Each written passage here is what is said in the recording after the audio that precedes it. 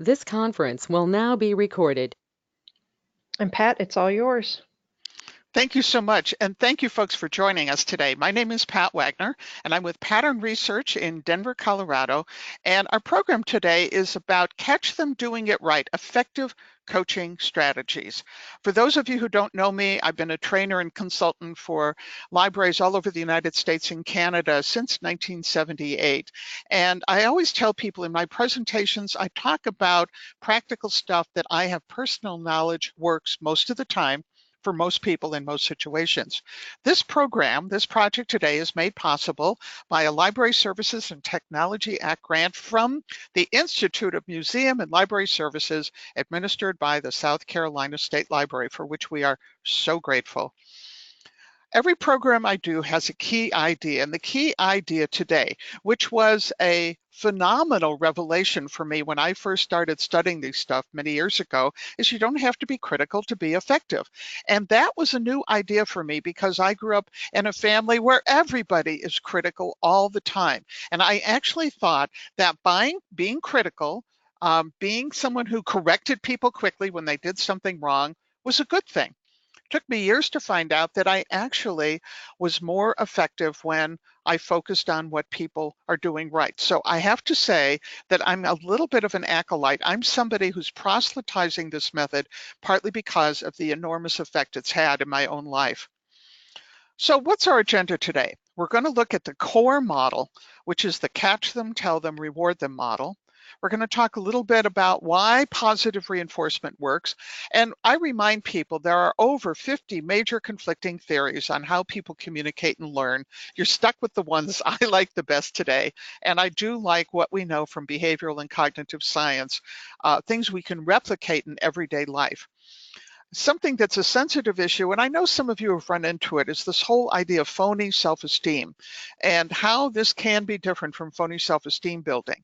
And I was a college instructor for 10 years, and I was known as a tough grader and fair, and had some interesting conversations sometimes with other faculty members and the pressure the faculty members were under from parents, alumni, and the administration to give grades to kids that, frankly, they didn't earn or deserve. So we'll talk a little bit about that. We're also going to talk about the whole idea of management by walking around. Human beings are a social species, and even with things like social media and fax machines and telephones, when it comes to effective supervision and building working relations with other people, nothing can substitute to face-to-face. And we're going to talk a little bit about that, particularly as it applies to not just supervisors and coworkers, but managers and directors and leadership inside and outside of institutions. How it works with bosses and coworkers and customers.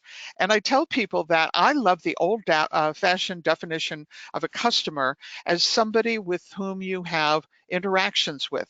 You have a transaction with them of some kind. So by that definition, pretty much everyone in the workplace you encounter is, in effect, a customer. So you don't have to have different kinds of behavior with different kinds of people. And then we're also going to talk about mistakes people make, why it doesn't work, and when it's pretty much not the thing you should be doing.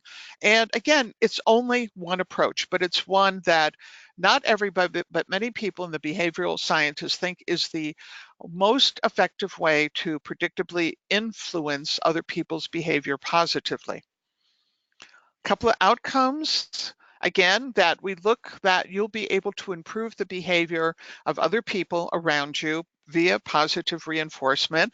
And even though I am not a therapist or a psychologist, I have to say it has also improved my relationships with neighbors, family, old friends, and even our very stubborn kitties, Joe and Lefty. It's a way to integrate lessons, because part of coaching, of course, is that kind of workplace interaction when you're teaching people something or you're reinforcing something from a workshop that people went to, or you're reminding them of the rules and policies of the library and institution you serve. And it's not like you march everyone into a classroom. It's what happens in day-to-day conversations and how to do it gracefully. And then also those better supervisory relationships that are built on trust and respect. And that's a big deal for us here at Pattern Research, and I assume it's a big deal at your library and institution as well. And this is something that sometimes we have to remind ourselves. If you look at your budget, the most expensive idea on your budget, the most expensive line item is personnel. So if the people who work with you and for you are the most expensive and valuable asset, why aren't you spending more time investing in them? And I know it's time and money and resources, but the nice thing is, even if you don't have a big HR budget for rewarding people for good behavior, however you want to call it, or you don't have a big budget for pulling people off the front line for workshops and so on, there's still a way that you can invest in them literally every single day in a way that's not hokey or perky or demeans people in some ways. And this, I think, is the gist of what we're talking about in positive reinforcement. So first thing is we're going to talk a little bit about this model of catch them, tell them, reward them. Now, when we talk about coaching, and this is kind of a sidebar, I wanted to explain how I'm using the word in this context. And it's basically in two categories. First of all, it's the whole thing about keeping an employee on track. We're trying to motivate people. We want them to do their best. We want them to come to work with good energy and the ability to take the initiative in things. So for me, there's first of all, the consistency issue.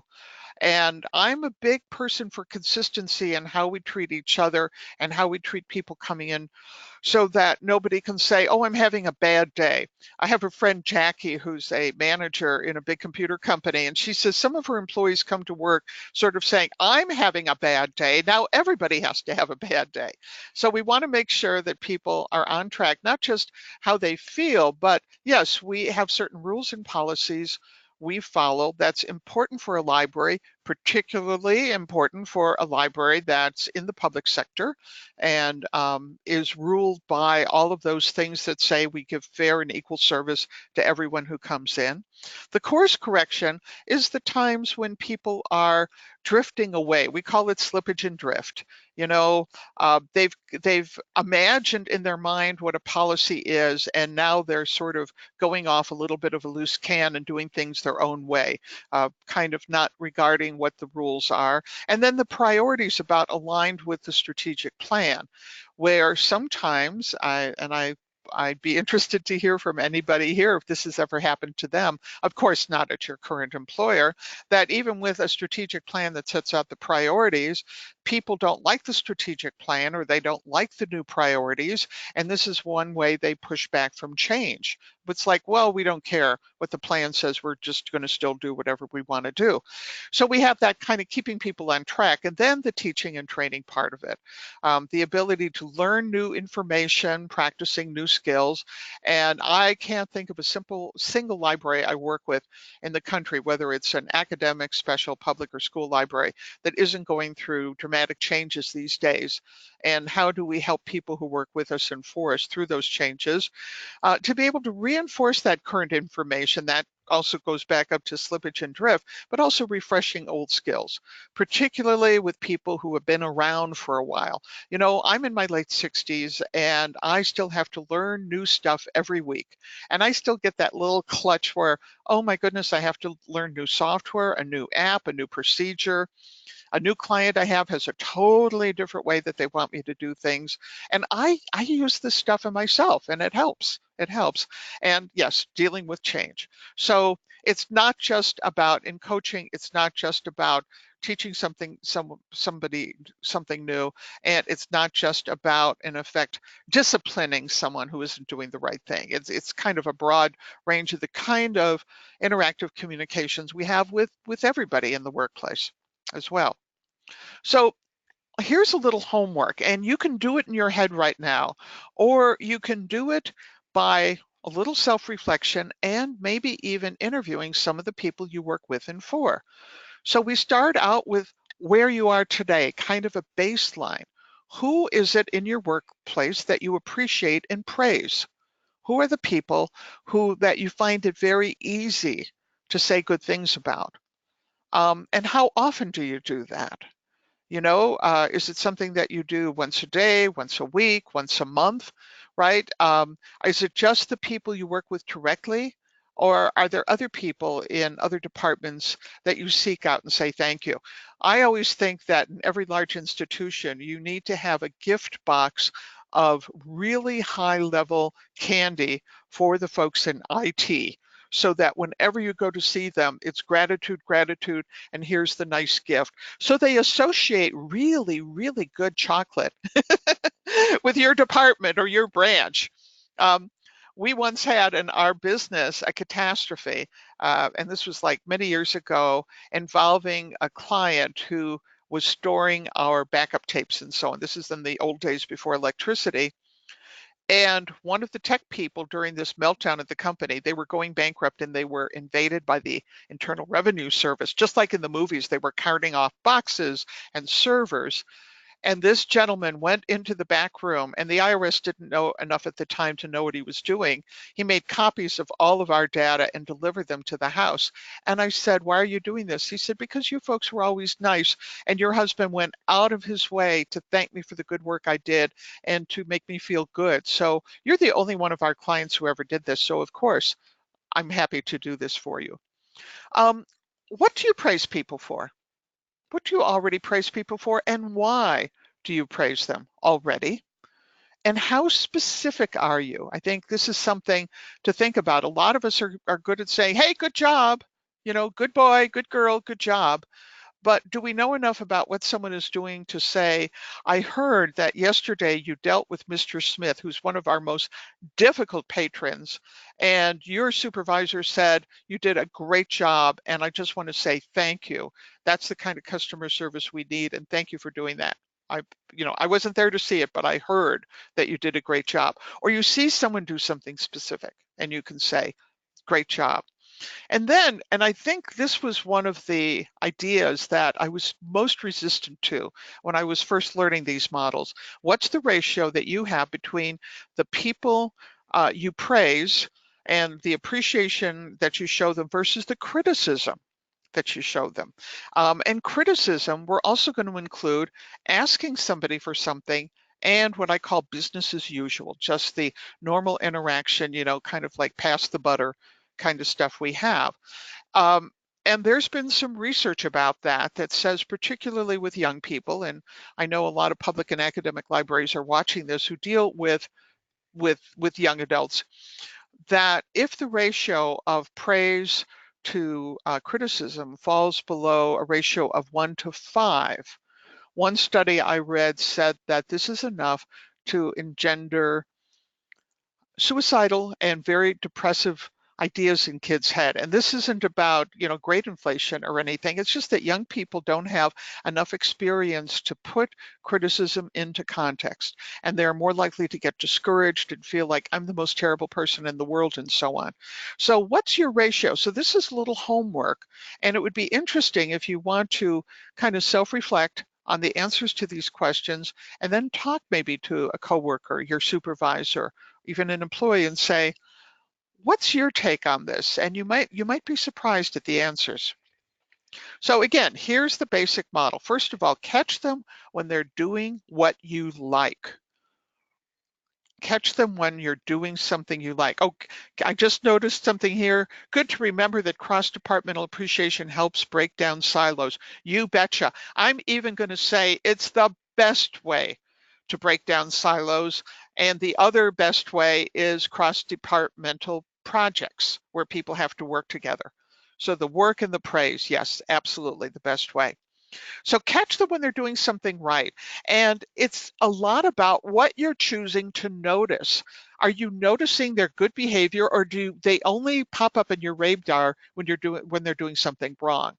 And for me and people like me, it was a big switch in effect what we looked at, our vision of what we paid attention to them. Now, this is something that my husband taught me, and he has a background in economics and philosophy. The importance of telling them what they're doing that you like, because when something is important, we give it a name. We say, this is the thing that you're doing. And sometimes when we're giving feedback to an employee, we might say, we want you to have a welcoming demeanor at the service desk.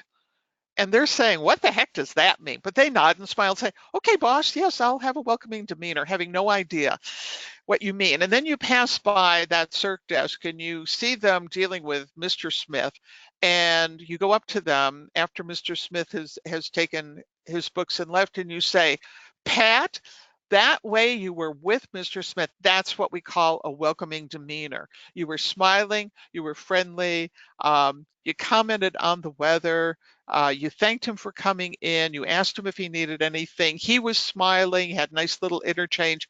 That's what we mean by welcoming. So thank you. That makes it easier for people to replicate the behavior again.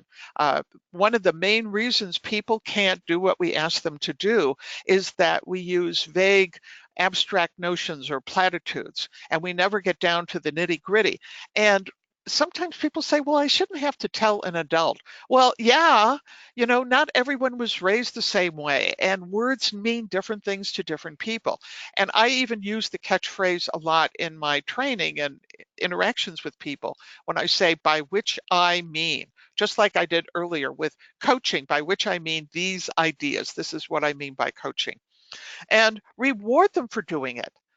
Now, yes, I have visited libraries working in fiscally conservative communities with fiscally conservative city councils and county commissioners who are able to wangle cash rewards for folks on staff days and cash bonuses. I kid you not.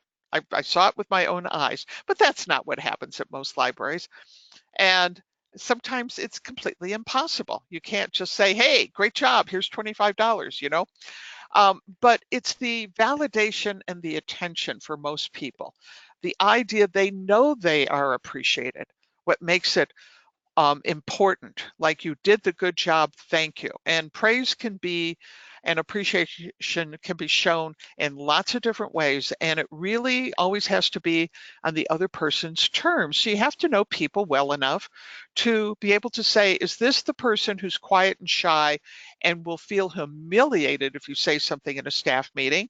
Or is this the person who will be absolutely delighted if you put up a banner on the front lawn of the library as well?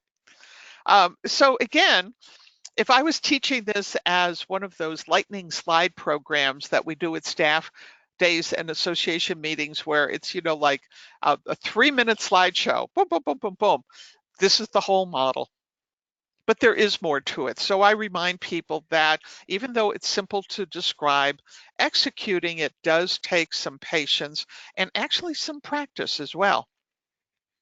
So here's a little exercise, and what I'd like you to do is to think about what we've presented so far, and from your experience in the workplace, what's hard about this catch them, tell them, reward them model?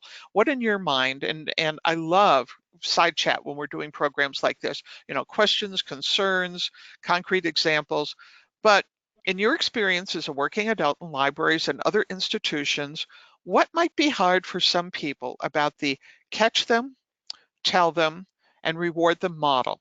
And I'm going to chat for a couple of seconds, and I still want people to be able to type into the chat box and that's in your control panel, and type in something. And what I'm going to show you on the next slide is what people have told me over the years, taking this program when I visit with people face to face about things. Okay, very good. How to figure out? It's sometimes hard to articulate what good looks like. Yes, it takes some thought and practice. And by the way, this was very hard for me in the beginning, to really think about, what did I mean by the word polite? What did I mean by the word leadership? What did I mean by the word initiative? To be able to give people something that concrete. Excellent. Well, this is what some of your colleagues have told me over the years. And see if any of these look familiar to you. I tend to not pay attention unless something is going wrong. I don't have time. People are already bringing them up. I'm not around enough to notice, right?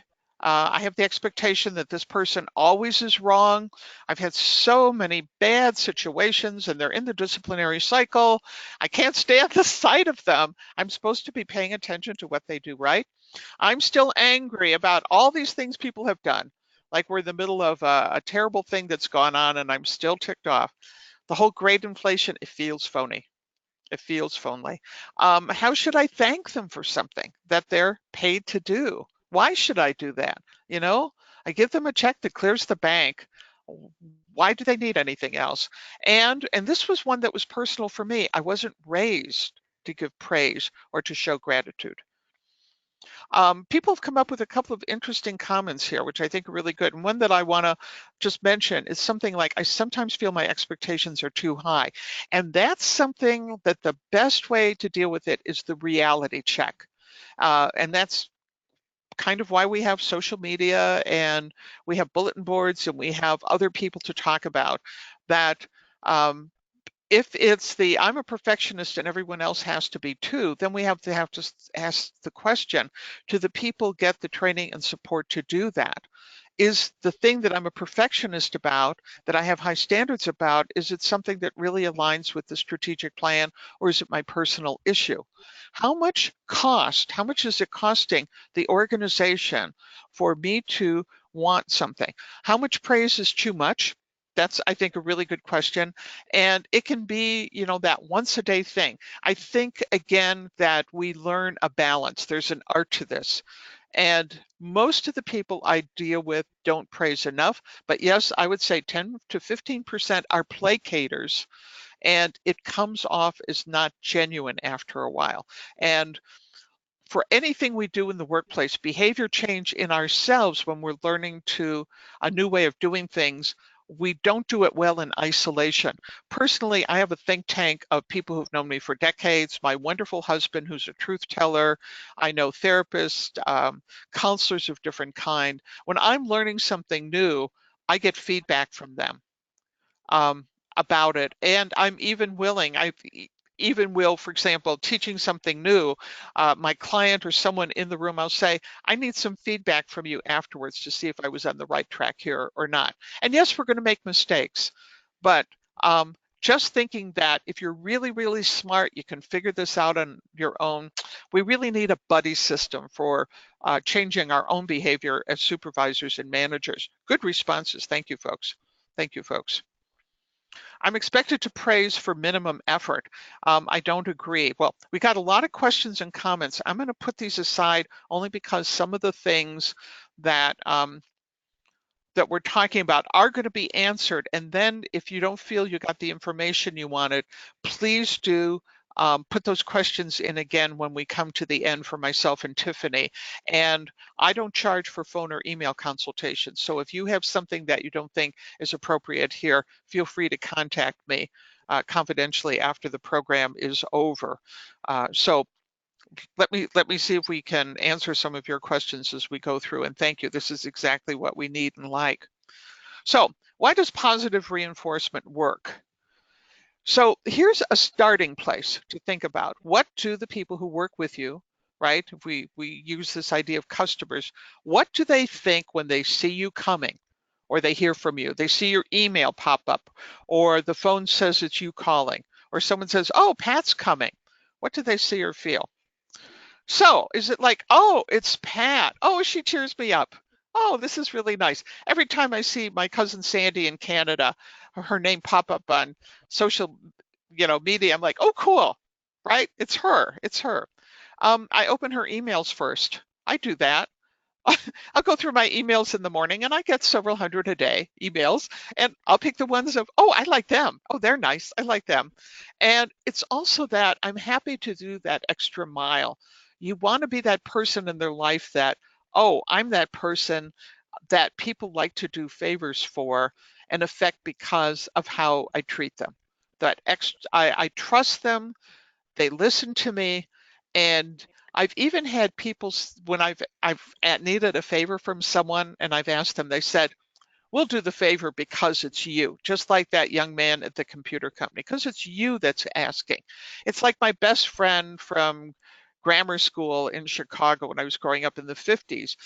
My best friend Nancy, who I still know after all these years, could come to the front door with her suitcase and say, I'm hiding from the FBI, and I'd say, come in, honey, we'll protect you, right? because she's the right person. I want to be that right person in other people's lives. On the other hand, and I hear this a lot from employees, I never see or hear from my supervisor, my manager, director, unless we screwed up, that we did something wrong. The only time our director visits the branch is when there's a problem. The only time I hear from our manager is when there's a problem. Oh, it's what does she want now? Maybe it was me that messed up, somebody else, you know, and that's why I say that it's really important to go and visit your IT department with gifts of food that they like. So it's not just that, oh, she wants another favor, but ooh, it's Pat. Yummy. It's like with our cats, right? Our cats are indoor outdoor kitties here in urban Denver, and they always come home because it's like, ooh, treats. And one of our vets who has indoor outdoor cats says, oh yeah, make sure that you always give your kitties a thank you treat when they come home. They'll be very happy. Oh, it's another mistake. Okay, they've got that look on their face. I've messed up again. I can't do anything right. Now, this giving up thing is very interesting. So when someone like myself who works in personnel issues is called in to do coaching as part of a disciplinary cycle, and there has been a real downturn in person's behavior, one of the very common things I hear is that I can't do anything right. I can't figure out the code word of what they mean by good behavior. I tend to screw up. They only notice when I'm doing things wrong. If I do it right, they never tell me. They just tell me this. I'm just giving up. They're going to fire me. That's okay. I'll let them fire me because I can't do anything right. And I like this, and this is literally something I heard from a library I was visiting, and the director was coming into the department, and their name wasn't Pat, of course, but Pat's coming, look busy, run, hide. And people were actually leaving the department because the boss was showing up. Now, which person do you think gets the best positive behavior? Which person do you think is the most influential? How are we programming people every day to think about us? Like, oh yeah, it's Pat, that's really good. Or, oh, I wonder if I can pretend I'm sick or my phone is broken so I don't have to talk to them again. And this is one of the reasons why this thing works. It's not just the one praise, it's all the different ways we treat people. So in the context of positive reinforcement, we also have to talk about things like manners and goodwill and respect and courtesy. And that smile that means something, things that are genuine. And we do that with people we like and favor all the time. We do that with our friends. So if you're in a workplace, the question is this how I treat everybody every day, all the time? Or do you have to be one of the favored few to get good attention from me? And I've seen even good people, when they're busy, make this mistake. So this is one of my little flag things, and a flag thing is when I hear someone say this, all of my little yellow and red flags go up, and people have said this to me. I don't have to tell people I appreciate them. They know how I feel. And these are usually directors where the staff has mutinied and signed a petition to the trustees to get them fired. And the person saying, I don't understand this. My people know I like them. What, will you tell them once every 20 years? Once every 20 years is not frequent enough, in my opinion. Yes. So one of the exercises we do, which I think is really fun, and this is something you can do on a staff day, but it's what your best bosses helped you with. What was it that the best bosses and teachers, mentors, advisors you had in the workplace, in school, in youth programs you were in growing up, even today? What is it that they helped you succeed? What was it, the things they did that made you feel good? And if you have some suggestion for those, please let me know. This is a good time to put stuff in. So how did they help you? And what we're going to do in a couple of minutes is to kind of log in and out. I think some people are logging in and out right now, but what we're going to do then is go to a slide to talk about this. And this has been a very good interactive exercise I do with staff days in groups, because it sort of is the steps that people take is something like, okay, these are the things that people did that were really good for me, that I really appreciated, and people tell all sorts of great stories. Then we talk about this. Now, why don't we do these things on a regular basis. And a lot of the side chat we had today and things are the things that we don't do. But you know what? This is part of our job. And I think the benefits outweigh the time it takes to do these things. And I have to remind you folks, most of my clients are libraries and universities, 85% of them, and you do wonderful work, but you're not the emergency room of a children's hospital. And I do work with nurses, and you're not an EMT, and you're not a firefighter, and I have worked with firefighters. So people can make mistakes, miss a deadline, and probably no puppies are going to die. And so we have to think maybe differently about what we think an emergency or a crisis is, or putting out a fire, when it's a library in North America versus other kinds of workplaces. And even with the folks I've worked with, and I've worked with police officers and firefighters and militaries, they all talk about the importance of, except if it is a life and death crisis, even when they're busy, not to forget courtesy, not to forget thank you, please and thank you, which also is part of positive reinforcement. So these are some of the things. Oh, good. Very good. These are some of the things that people say. Saw in me abilities I did not know I had, supported me, gave me opportunities and helped me succeed. Yes, the humor I think is important. The risk is important. Was calm and focused when things went wrong. Our team set goals and reached them. That whole idea that I've been competent at what I've done, thought I was a good person with potential, but rarely has anyone, even when I'm working with engineers and scientists, rarely has anyone said that the sole reason they liked that teacher or coach was about the technical stuff. You know, yeah, I learned math. Yeah, I learned engineering. Yeah, I learned science. But I can say the best math teacher that I had in college, Albert Lopez Escobar, um, taught me how to be a better teacher. He taught me how to interact with people. He taught me methods of teaching just in the way he conducted his classes that had never occurred to me before. He was from Argentina, and he had a very different way of teaching than a lot of American professors.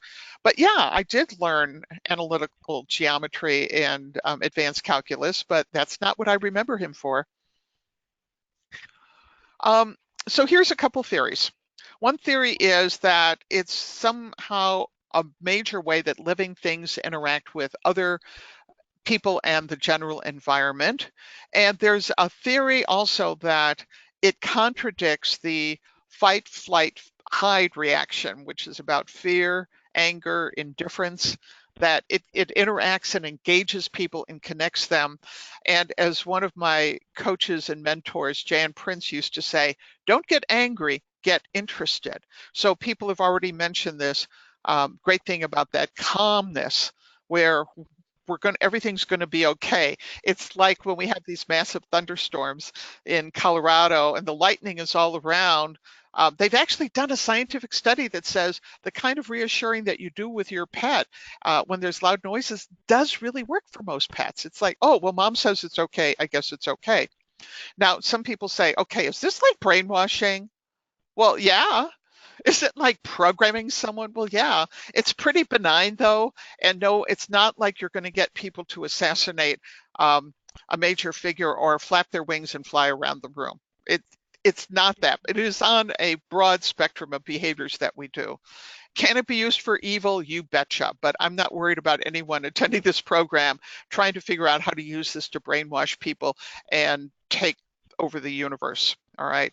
But most of the people who do the kind of work I do, who agree with these theories, say it's pretty benign and, again, works with most people in most situations. So what about the phony self-esteem building? What's that about? And this, again, is something that I do care about very much. So what do we call phony self-esteem building? What would be some examples? And if you have some examples, please join in. Grade inflation, that it's undeserved and unearned. They did nothing at all, and now they expect someone to praise them for nothing at all. It's unsubstantiated. It's sort of this vague, good job, good job, good job, that after a while people get cynical and apathetic about that. It's not good. Um, It's about feeling good. And this becomes the placating thing where people are trying to be somebody's best friend at work. It's not about real accomplishment. And I want to tie it in the workplace to real accomplishment. Now, I want to say something, though, about the idea of undeserved and unearned.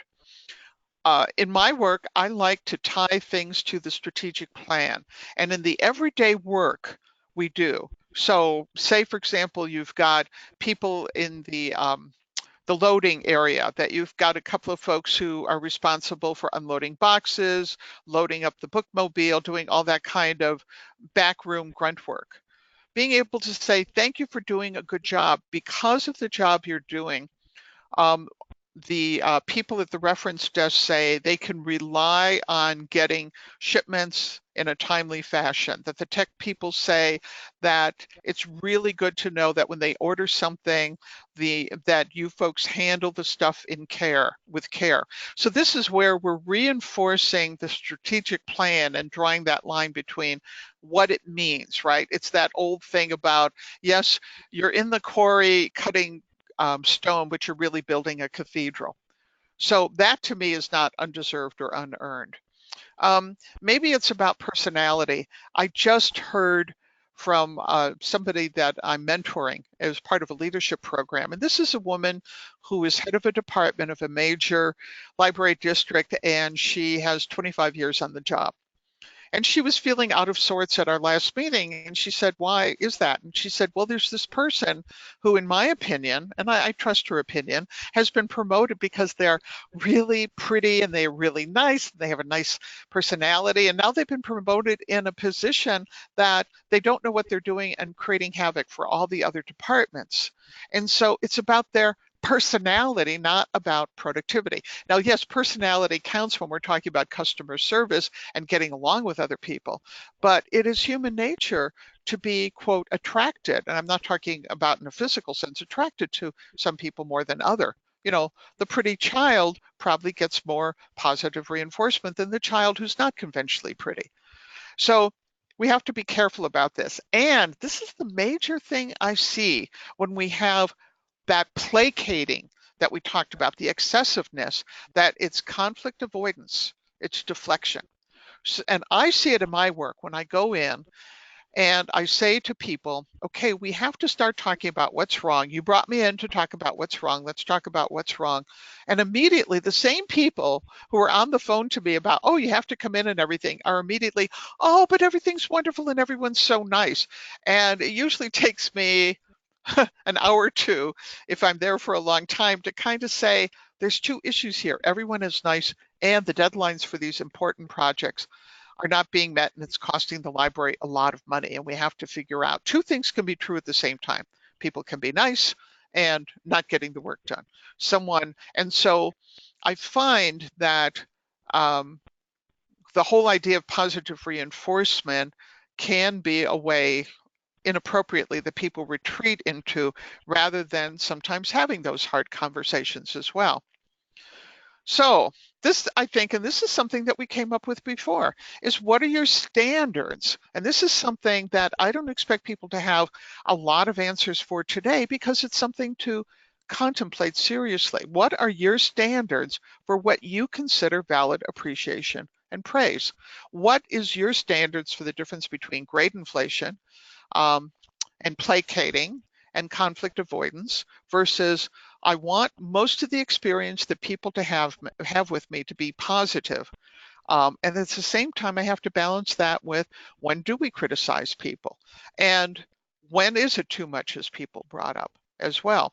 So these are the ones that are mine that I've come up with over the years, and they're pretty good. So this may be a starting place for you to make them your own. So specific, concrete, and focused. You know, that which means they can be replicated. They're not ambiguous. It's pretty clear what I'm thanking people for and why, that my intentions are visible. It's sort of like thinking out loud in effect. And this was something interesting. The ideal model is, yes, concurrent praise with when something is actually happening. That's not always possible. I understand that, but it can be timely. Timely meaning it wasn't a month ago, okay? Maybe it wasn't a week ago. Maybe it was a few days ago, or it's the end of the shift or something like that. That it's sincere and believable, that I have to say things that I believe in personally, which is why for a lot of us, and for me when I was first doing this, it was little steps. It's not tied, and it's not a substitute for feedback and course correction. When we have to say, Pat, um, need you to show up on time for your shift, by which I mean you're actually standing there at the desk ready to work, not that you're pulling your car into the parking lot. That was one person's definition of being ready for work, that they were actually in the parking lot. We had to talk about that a little bit. It is tied to the issue of productivity and strategic goals, but it's also tied to personal goals as well. What the person is trying to accomplish for themselves and what I'm trying to accomplish as well. So if you have something different that you would add to this little list, be very happy to see it. And again, I don't expect you to take all of these as face value, and your list, if I visited you a couple years from now, might be very different from what my list is for these things. And I can't say this too often, that many of us pay attention to two kinds of people. We pay attention to the people we like, who we're attracted to, who are like us, similar to us. For me, it's the minute I find out someone is a Chicago Cubs fan, we're good. The minute I find out that they're a fan of the TV show Supernatural, we're good. But not everybody is a Chicago Cubs fan, and not everybody is a fan of the television show Supernatural. On the other hand, we also pay attention to the people who are really bugging us, who we're watching like a hawk. But you know what? We sometimes miss the people in the middle who are showing up doing their jobs competently and well, and we think of them as low maintenance. Low maintenance people need as much praise as anyone else. And favoritism is something that I'm often talk about with my clients, and they tell me this is the problem.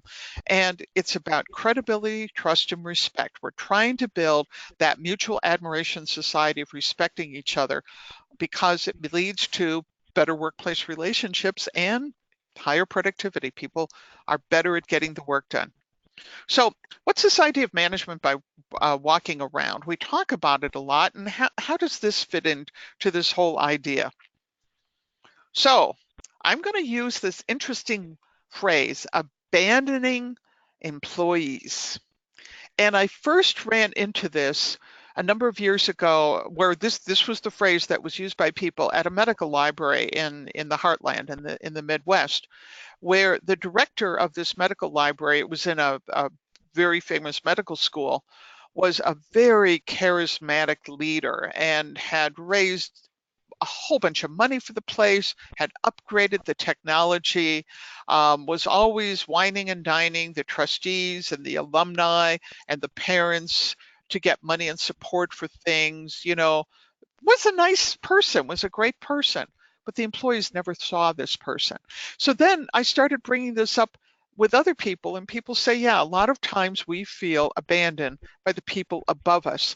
And when that happens, the strategic plan loses credibility, and all the change things that are going on, because we realize that we're just cogs in a wheel. They don't really care about us. So what are the reasons we abandon employees? And then again, some of these things you folks have already brought up, and they're very similar to where we talked about why positive reinforcement might be hard to do. Part of it is distance. They're in another building. They're in a different part of town. Well, I supervise 3 branches. I don't have time to interact with everybody. I'm expected to supervise a whole bunch of people. We have a flat management system. Don't get me started. Many of the employees are part-timers. I worked with one library, large suburban library, where 60% of their employees were part-timers. So nobody knew what anything was going on, except there were all these problems with consistency and morale. People weren't doing what they expected to do. Productivity was lowered, but it was seen by the library board and the leadership as a, quote, cost savings. They couldn't get the full-time people they wanted to pay for, so they got a lot of part-time people for whom they didn't have to pay benefits. That's another story as well. Well, I don't supervise employees. So why should I have to do this as well? I work through breaks and meals, so I don't have time to go and visit people to talk to them. I'm too busy with important people outside of the library. People have actually said that to me. And what we're talking about here is investment. It doesn't mean that every second of every day you have to do something. But I was working at a staff meeting with a state library, not South Carolina, not Colorado. And the state librarian at the time, brilliant change agent, just really good person. And they had all the department heads in the room, and it was like a staff day for everyone who worked at the state library. So we're talking a lot of people. And we had a conversation, a really interesting conversation, and the state librarian was very open for this. It's sort of like, what do you need from the state librarian that you're not getting? And one of the people raised their hand and she said, my department would love if the state librarian would visit them. And she's like, oh, she said, but I don't have anything to do with your work, and I think you guys do a great job. And the person who was head of that particular agency, and by the way, their building was 15 miles away from the state libraries, she said, they want to see you in praise. They like you, they respect you. It would be the nicest thing in the world. It's not about sending them flowers or muffin baskets or the letter of praise. They'd like to see you. And the state librarian said, how often? And the department head thought him, and she said, once a month. State librarian said, done. It meant everything. Now, the department head who brought this up, by the way, had come from the corporate America. And I asked her about it later, and she said, this is what we did in corporate America, that the big bosses made sure they visited the different buildings and branches once a month to check in with people. Meant the world to everybody else. So we sometimes think business is this cruel, terrible, horrible place, but every workplace learns how to do things better. I think we need to learn more from how other groups do things as well. So this is something too, and here's where you can brag, and you just have to answer yes. And those of you who are watching this, who aren't interactive today, think about this. You are a good supervisor if you're out there bragging about the people you work with and for. I love it when I'm visiting and a library and the leadership is saying, oh, we have such great staff, we have great supervisors, managers, and this person did this. Oh, I have to brag on this person, I have to brag on that person. And one of my clients who did this the best, who would drag me around to everybody in his library before we started a meeting or a training so they could literally introduce me to all 25 people who worked in his building and had something good to say about each one of them. Never told me what their position was or if they had a degree or didn't have a degree. And I asked him where he learned that, and he said, I was in the military for 20 years. That's where I learned. I was an engineer in the Navy. That's how I learned to praise people this much. And they were dealing with life and death issues because he was involved with the logistics of Desert Storm. So yes, he had life and death issues and still found time to praise the people who worked for him. So are you bragging about people who work with you? And how do you know what to say if you're bragging about them? You get points if you're just saying great job. You get more points if you know enough about what key people and what everybody's doing that you can say, yeah, I just heard from one of my supervisors who works that how great so-and-so's doing their work.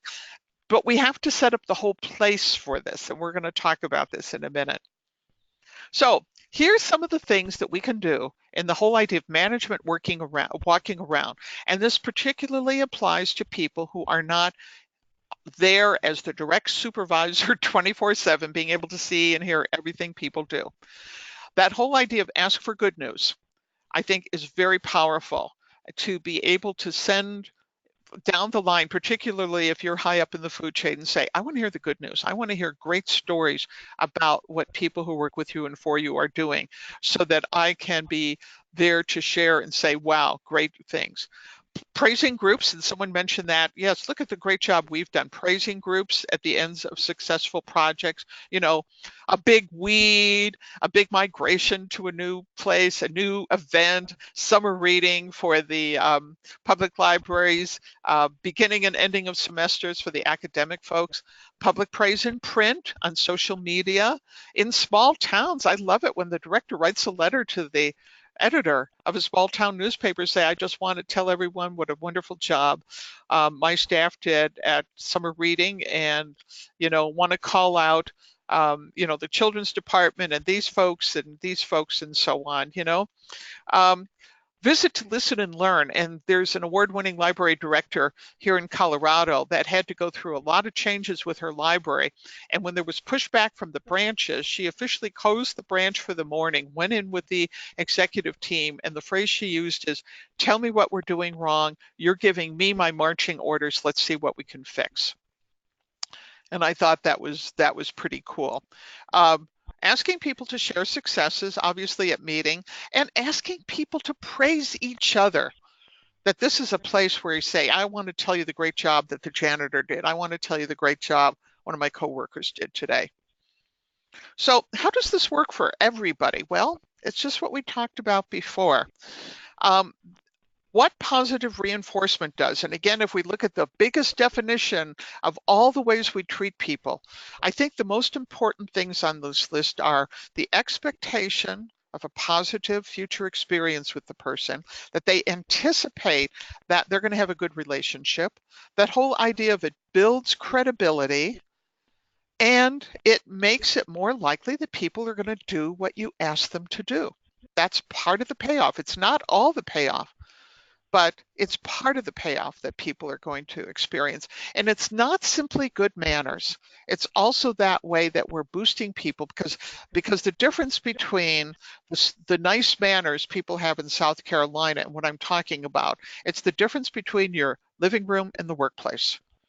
And the fact that we are focused here on productivity, and that's part of why we're doing the things that we're doing. My husband calls it the treasure hunt. He says this is about looking for the good in people. And he says that everyone has gold in them.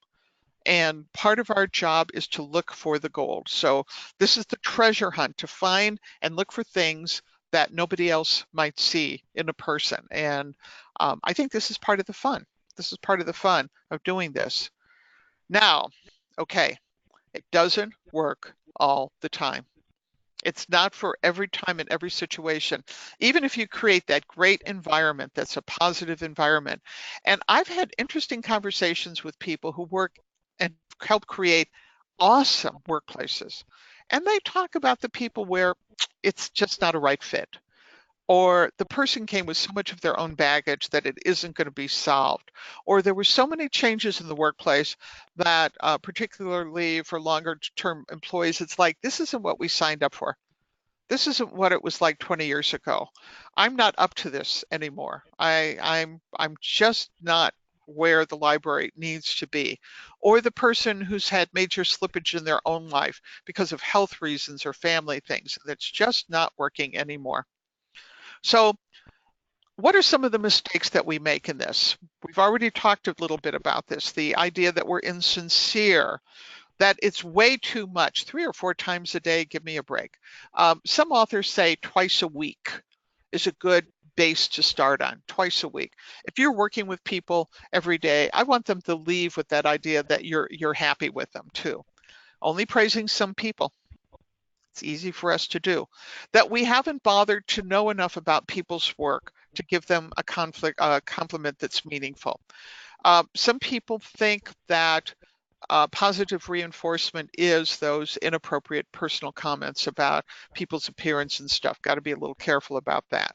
That it's only tied to bad news. Hi, Pat, you're doing a wonderful job and you're fired. Hi, Pat, first of all, let me say that you did a great job on that kid's thing and you're fired. I mean, people do that, and it's a little robotic, and not paying attention to real problems, thinking that somehow that positive reinforcement is an end game. And what it is, it's a goal. Well, what it is, it's a method. It's a way of working with people, making them feel better, productivity, trust and respect, all that good stuff as well. But it's not about ignoring things that have to be fixed.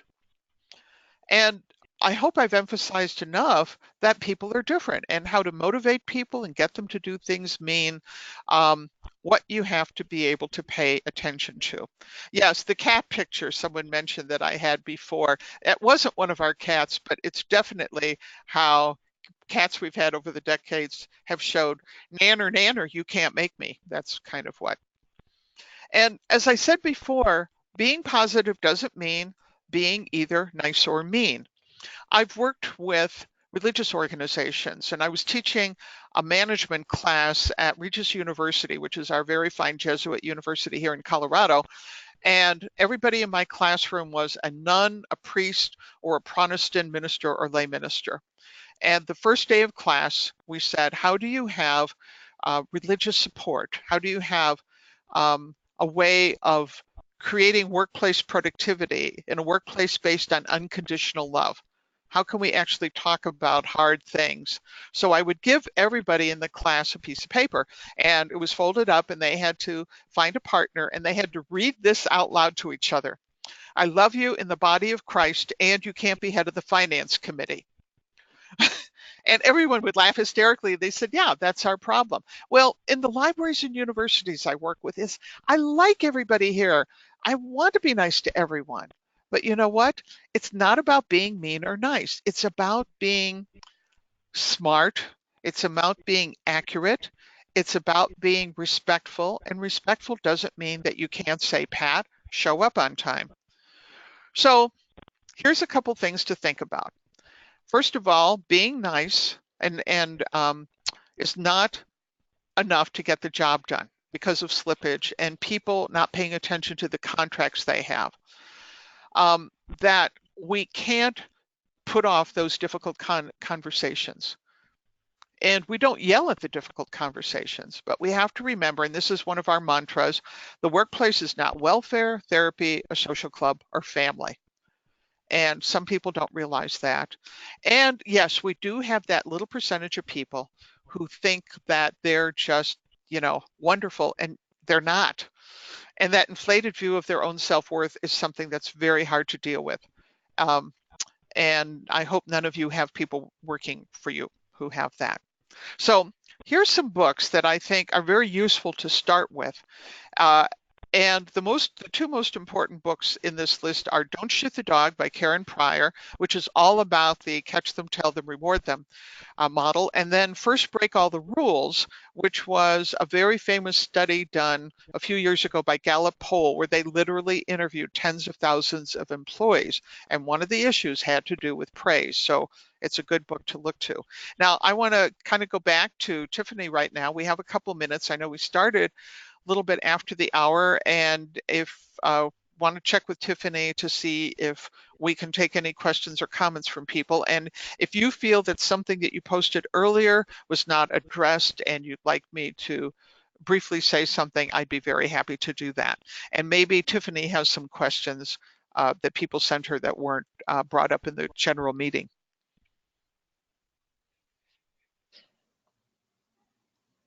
I don't think I have anything specific that people sent. Did those who asked questions get them answered? I was remembering one about praising employees for minimum effort, and how's that supposed to work or help? Sure.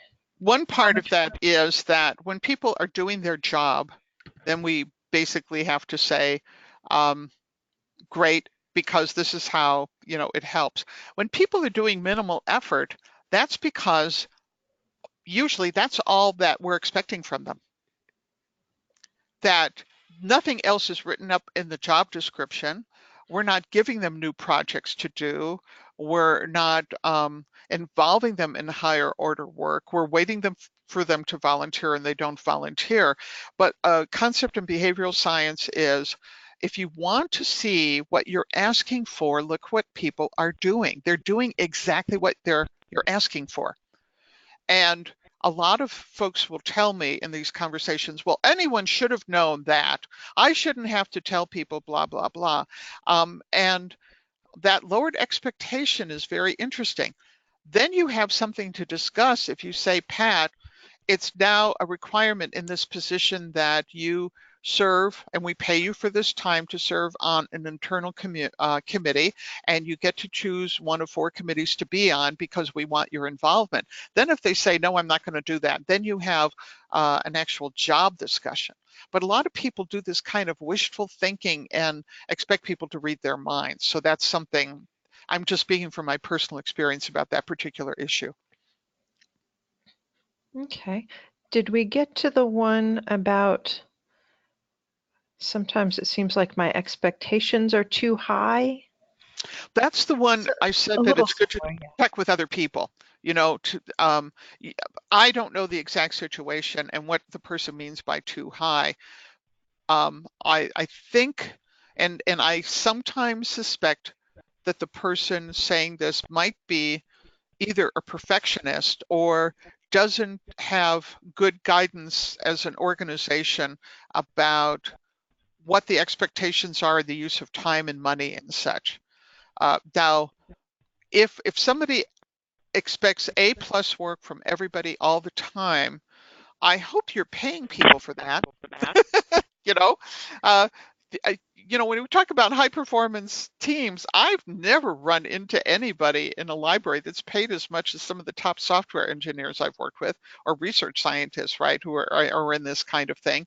So we have sometimes a strange expectation of how are we rewarding and coaching people. Also, I go back to that thing of how much is it costing the organization? If everybody else is doing something and it takes 2 hours to do it, and we're expecting more from people, it may take them 3 or 4 hours to do that. Or, and here's an example, I was in the graphic arts business for a while, so I've literally had a couple of lifetimes experience in graphic design. When I was training my art director a few years ago for a project, 25 years old, brilliant, incredibly talented, I wanted her to learn a whole bunch of stuff, so I didn't micromanage her or anything. But the truth was, yes, she could come to me in a problem and I would solve it in 5 minutes, something that would take her 5 hours.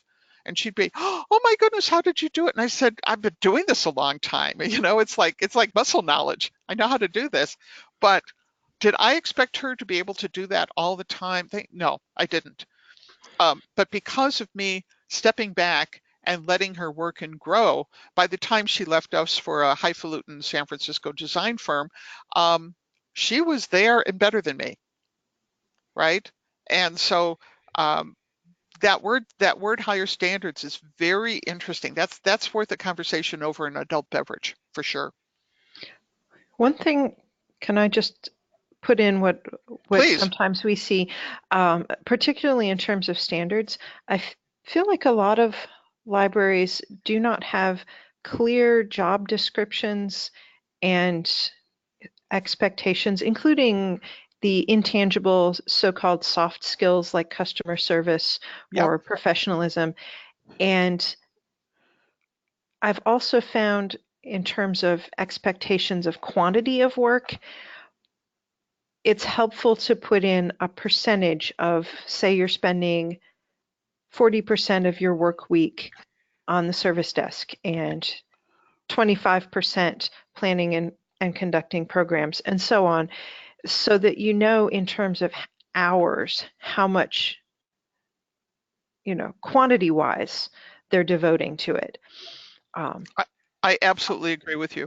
A lot of places are very unspecific, especially in the customer service and soft skill realms of what that actually looks like.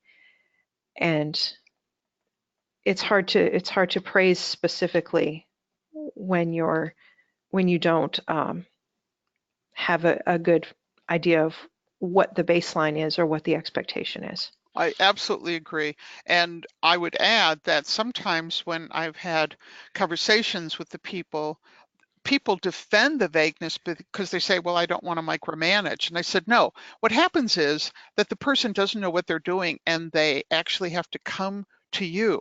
So I find, and boy, I'm not a nice person, Tiffany, I find that not having clear job descriptions can be a symptom of a control freak. Now everybody has to come to them for everything about stuff. And also it prevents accurate accountability because we have nothing to measure or describe. And so it avoids accountability all the way to the top. So I understand the nice motive. We don't want to micromanage people. But on the other hand, I absolutely agree with you that we can create healthy structures so we build healthy buildings. Healthy buildings need, load-bearing walls and a good foundation. And a building without that falls down. Yes. Yes. Yes, Tiffany and I were separated at birth, I think. We've just seen a lot of, here at the State Library, of course, we have the benefit of seeing a lot of different libraries and a lot of different supervisors. So, we see the trends quite often, and I'm sure you do that as well. Yep. Any other questions? We're a little bit over our 3 o'clock here, but any other questions? I see some people are leaving.